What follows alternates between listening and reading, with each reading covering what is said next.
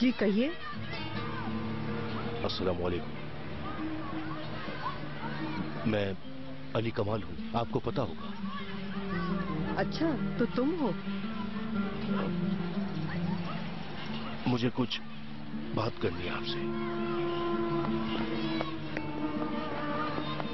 अंदर आ जाओ।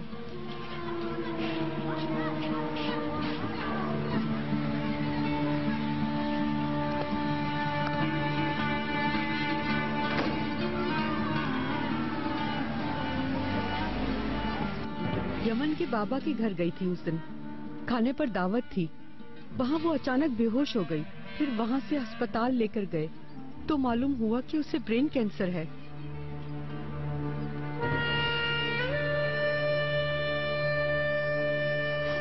मैंने जैस्मीन से बहुत कहा कि तुम्हें बता दे कि तुम्हारे साथ ऐसा ना करे, लेकिन उसने मेरी एक ना मानी।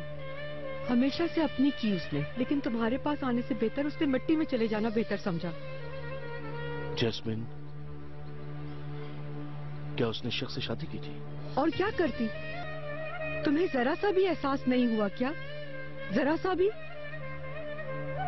मैंने उसे बहुत फोन किए थे। जैस्मिन ने बच्चे का नाम क्या रखा?